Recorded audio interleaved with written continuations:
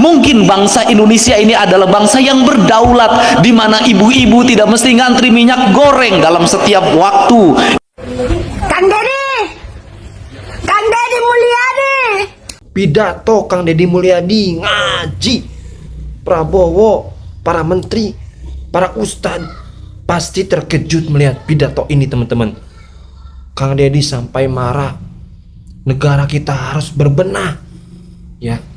Banyak ibu-ibu yang ngantri soal minyak saja ya, teman-teman. Bukan itu aja. Ada ibu-ibu Makassar suruh minta tolong. Kang Deddy kesini ke Makassar, mau sekolah aja susah, harus ada orang dalam, harus bayar.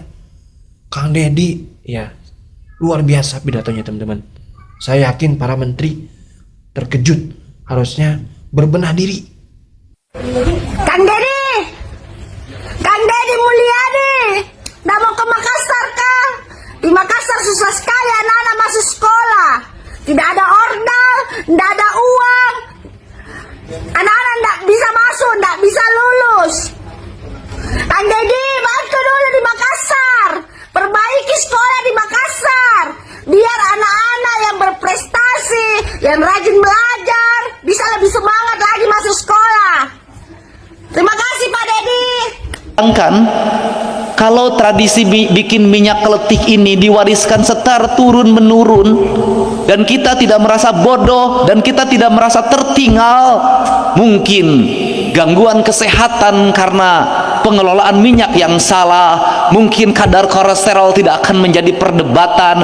Mungkin bangsa Indonesia ini adalah bangsa yang berdaulat, di mana ibu-ibu tidak mesti ngantri minyak goreng dalam setiap waktu, di mana ibu-ibu mandiri dalam setiap hari. Bangsa ini sudah menjadi bangsa besar sebenarnya hanya karena revolusi minyak keletik. Tetapi lagi-lagi negara dan kebijakan-kebijakannya memisahkan kaum ibu pada sebuah tradisi. Yang tradisi itu adalah tradisi sebuah bangsa besar, di mana setiap keluarga punya kemandirian dalam makanan yang tidak terintervensi oleh produksi orang lain. Kita tidak mesti gali lagi tanah, ngangkat pasir. Kita tidak mesti lagi gali batu, ngangkat pasir. Beberapa waktu yang lalu saya ngamuk, viral, hampir 6 juta penontonnya. Semua orang cerita ketemu ke saya, Kang Deddy kesurupan ya? Iya, saya bilang saya kesurupan mau. Kenapa? Saya marah karena beberapa orang pinter ingin merubah bambu menjadi pisang. Sebuah komoditi ecek-ecek dalam pandangan saya. Kenapa? Karena gunung itu akan longsor, mata airnya akan tercerabut, tradisinya akan berubah. Masyarakat yang tenang, yang damai, yang santai, cukup menunggu bambu ditebang, dikirim kemudian menjadi uang, akan menjadi masyarakat yang setiap hari berputar otaknya agar pisangnya menjadi panjang, agar dalam setiap waktu dia harus bersaing, menjadi stres dan depresi. Buat apa Anda hidup kalau depresi? Buat apa Anda kaya kalau depresi? Buat apa guru mendapat sertifikasi kemudian melahirkan depresi baru? Karena apa? Karena dengan sertifikasi itu Anda mengambil Avanza baru. Dengan sertifikasi itu juga Anda mengambil motor baru. Sehingga gaji yang diprediksi bahwa guru dengan sertifikasi akan sejahtera terbalik, semakin beban hutangnya semakin tinggi, stres lagi ngajar. Bukan tidak setuju sertifikasi, tapi pola pemikiran yang berubah.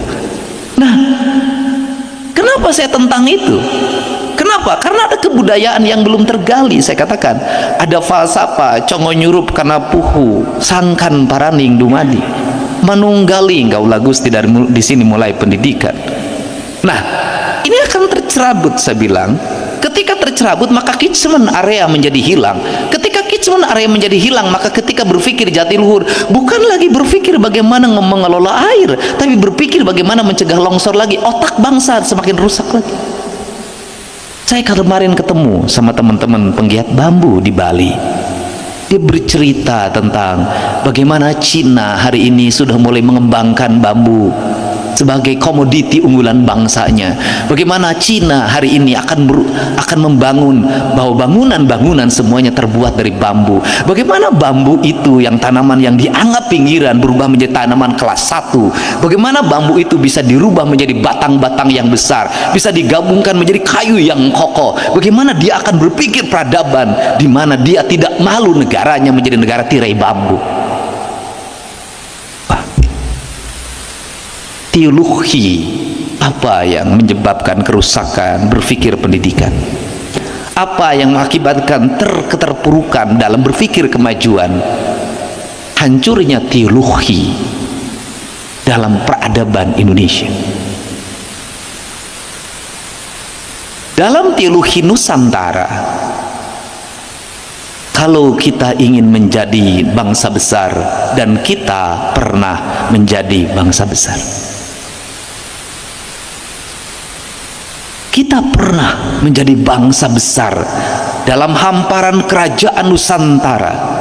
Kita pernah menguasai India, kita pernah menjelajah sampai Portugis, kita pernah bawa kapal perang kita adalah kapal perang yang ternama.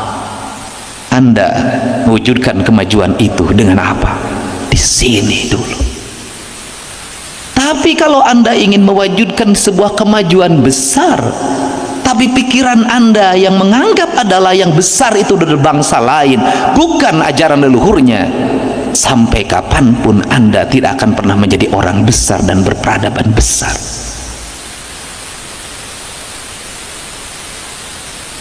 Kenapa? Karena tidak ada teologi dagang di mana yang penjual barang itu harus kalah sama pembeli barang. Kalau kita Cina bolak-balik ngambil pelajaran orang, gak apa-apa. Kalau Eropa gak apa-apa. Kalau Afrika gak apa-apa. Kalau Indonesia tidak, karena Indonesia memiliki segalanya. Negeri ini punya segalanya. Jadi kalau negeri ini punya segalanya, ini negeri ingin maju, ini bangsa ini ingin maju, pendidikan dimulai dari mana? Anda mau nggak bertentangan dengan keyakinan halal haram yang Anda yakini? Selama Anda tidak mau melakukan itu, susah bagi Anda untuk maju. Saya belajar HMI, ketika NIK maka yang dilepas adalah pikiran dan keyakinan masa lalu itu. Kenapa? Kalau melihat undang-undang dasar kita, pendidikan manusia Indonesia itu adalah manusia Indonesia seutuhnya. Tujuan pendidikan nasional adalah mewujudkan manusia Indonesia seutuhnya. Kalau manusia Indonesia seutuhnya, maka saya dulu waktu pertama jadi bupati itu langsung lahir sebuah pikiran pembangunan berkarakter yang saya kampanyekan ketika saya wakil bupati tahun 2003. Saya sudah menggagas tentang pembangunan berkarakter. Gak ada yang waktu itu. Hari ini dipakai pendidikan berkarakter, padahal mereka harus bayar lesain ke saya itu. Pendidikan pembangunan berkarakter, apa itu? Saya katakan pembangunan berkarakter adalah mewujudkan manusia Indonesia secara paripurna. Bukunya apa? Tahun 77 Nur Khalid Majid nulis buku Keislaman, Kemodernan, Ke-Indonesia. Islam, modern Indonesia. Saya turunkan, terjemahkan pada lebih rendah lagi, kesundaan. Ketika kesundaan diturunkan lagi pada lebih rendah lagi, kamu orang mana? Orang Gurudugkah? Orang Campakakah? Orang Sukasarikah? Orang Jatiluhurkah? Orang Maniiskah? Maka Anda itu papat kalimat tunggal, maka Anda bersatu bersenyawa dengan di mana Anda dilahirkan di situ. Ada 4 komponen dasar saya bilang secara material, yaitu tanah, air, udara, matahari. Orang Bali merumuskan itu dengan 4 warna. Tanah warnanya hitam, air warnanya putih, udara warnanya kuning, matahari warnanya api, warnanya merah. Maka 4 warna itu ketika bersatu, maka dia menjadi makhluk. Tak ada kehidupan tanpa satu unsur ini hilang. Tak ada kehidupan kalau tak ada air. Tak ada kehidupan tak ada udara. Tak ada kehidupan tak ada matahari. Tak ada kehidupan tak ada tanah. Tak ada. Karena tak ada, ini harus ada. Ketika ada, agar hidup maka harus bersenyawa. Maka falsafah Sunda Siliwangi. Apa itu? Silih asa, silih asih, silih asu. Kalimatnya, nu jauh urang degitkeun, geus geuleut urang layutkeun, geus layut urang paheutkeun, geus paheut silih wangikeun. Apa falsafah hidupnya? Yaitu manusia adalah makhluk sosial yang satu sama lain itu saling membutuhkan. Falsafah tauhidnya orang Timur, tauhidnya orang Sunda. Nanti Anda baru ngomong Islam belakangan, kan nanti saya salah tafsir. Nah, itu di situ prinsip pembangunan adalah itu. Tidak belium kontra omnos, tidak falsafah barat di mana manusia adalah penakluk alam. Bukan, falsafah timur adalah manusia itu bersenyawa dengan alam, bersama alam. Anda di sekolah sudah mengajarkan pendidikan kekafiran. Kita ini gagal, ngaku Islam gagal. Gak ada, Islam itu saling bunuh, gak ada. Islam itu hayat, hidup dan menghidupkan. Sunda itu hidup dan menghidupkan. Siliwangi itu silih asa, silih asih, silih. Pertanyaan saya, di mana letak pertentangannya? Jangan-jangan tiap hari orang bicara syar'i, sesungguhnya perilaku hidupnya bertentangan dengan kaidah Islam itu sendiri. Ini dari falsafah dasar ini lahir pendidikan lingkungan. Ini bersatu, bersenyawa, nggak boleh saling membunuh, nggak boleh, harus hidup dan menghidupkan. Nggak perlu lagi material impor, cukup di sini. Di situ itu dari sisi arsitektur. Semestinya negara melahirkan sekolah yang berarsitektur local wisdom, yang dia hidup. Orang Sukasari tumbuhnya bambu, maka sekolahnya sekolah bambu. Arsitekturnya semua dari bambu. Lihat mataharinya berapa derajat dia kalau panas, kalau tenggelam berapa derajat. Meletakkan sekolahnya di mana, maka di situ sekolah tuh hidup, jendelanya hidup, pintunya hidup, semua hidup dan menghidupkan. Lahir impres, lahir arsitektur asal-asalan, di dalamnya mematikan. Nggak ada Islam di situ, kagak ada. Sekolah yang nggak ada jendelanya, nggak ada Islamnya. Sekolah yang dikunci pakai kasa, nggak ada Islamnya, nggak ada Allahnya di situ. Kenapa? Anda yang ada adalah kematian. Ini kan kita sini aja udah gagal. Jadi kalau ngomong pendidikan paripurna dari sini. Nah, nanti saya selalu ngomong guru bukan buku, guru lepas buku, guru lepas buku, guru lepas buku. Saya dari dulu ngomongin gitu. Gurulah penentu kedaulatan murid, gurulah penentu martabat murid, gurulah penentu kelulusan murid. Maka guru tidak boleh diintervensi oleh apapun.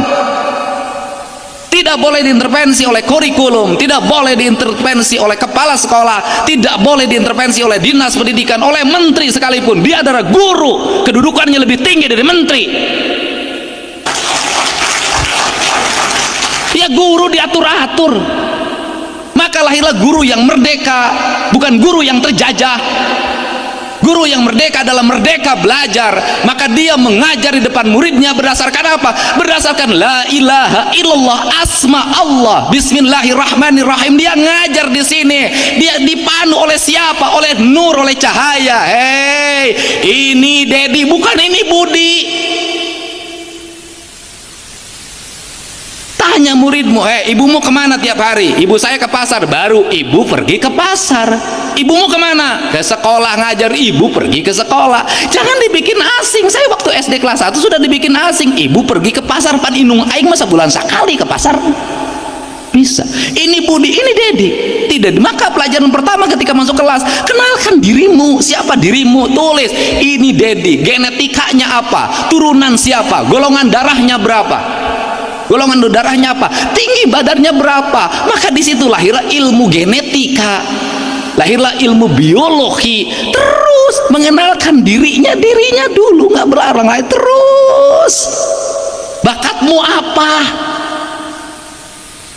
Kalau sudah bakatmu apa, ya sudah, kamu bergerak di sekolah sesuai dengan bakatmu. Maka sekolah nggak ada ranking, maka sekolah merdeka, nggak ada yang pinter, nggak ada yang bodoh. Setiap orang merdeka, hidup besar, mencapai masa depannya, menuju kemuliaan hidupnya berdasarkan bakat yang dimilikinya.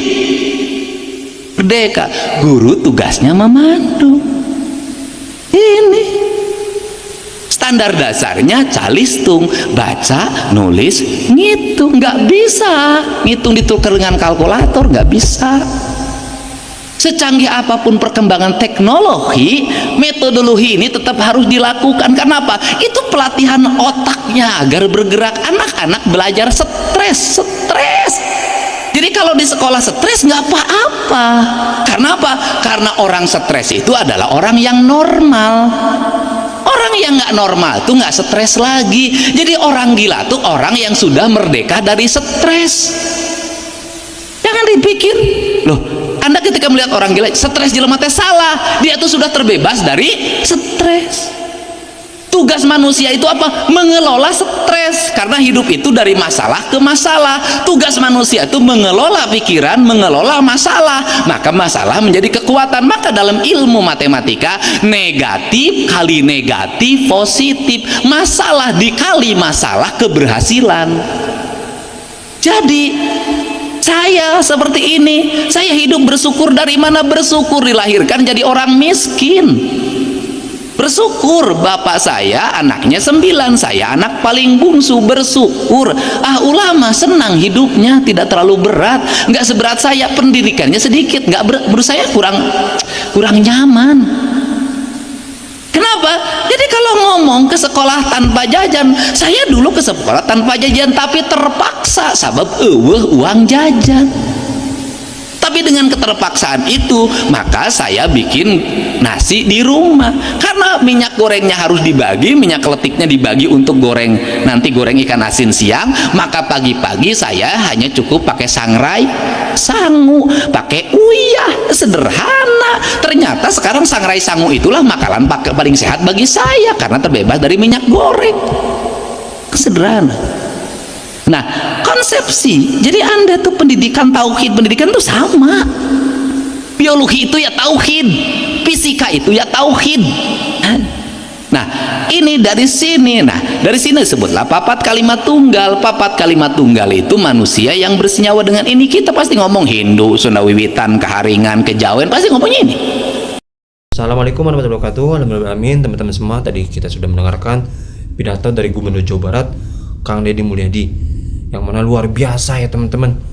Kang Deddy sampaikan bahwa negara harus berbenah, ya, jangan sampai ya rakyat kecil terlantar gitu, yang mana banyak sekali ya soal minyak aja rakyat sambil kesusahan, malah diganti dengan sawit, harusnya dengan kelapa ya teman-teman, dan masih banyak lagi ya. Dan Kang Deddy tadi ya sampai dipanggil-panggil oleh orang Makassar. Karena apa? Di Makassar susah sekali pendidikan ya, masuk pendidikan. Maksudnya mungkin berbayar atau apa ya teman-teman, kita kurang paham daerah Makassar seperti apa ya. Sulit sekali ya, dan Kang Deddy diminta tolong untuk ke Makassar agar ya menyelesaikan persoalan di Makassar. Ya, luar biasa ya teman-teman. Dan tadi pidato Kang Deddy luar biasa ya, pasti banyak sekali ya para menteri, para ustadz terkejut ya teman-teman dengan pidato Gubernur Jawa Barat tadi ya, luar biasa ya. Itulah pidato dari Gubernur Jawa Barat ya teman-teman, semoga bermanfaat. Dan untuk warga Makassar ya sabar ya, Kang Deddy di Jawa Barat dulu ya, mungkin nanti 4 tahun lagi atau insya Allah yang mudah-mudahan panjang umur ya, Kang Deddy bisa menjadi presiden, amin ya rabbal alamin ya. Terima kasih, semoga sehat selalu untuk Kang Deddy Mulyadi, semoga sehat selalu ya teman-teman. Terima kasih. Wallahul muwaffiq ila aqwamit thoriq. Ya, mohon maaf bila ada salah ya, yang salah dari diri saya pribadi, yang benarnya ya dari Tuhan. Oke. Terima kasih. Sampai berjumpa di video. Assalamualaikum warahmatullahi wabarakatuh.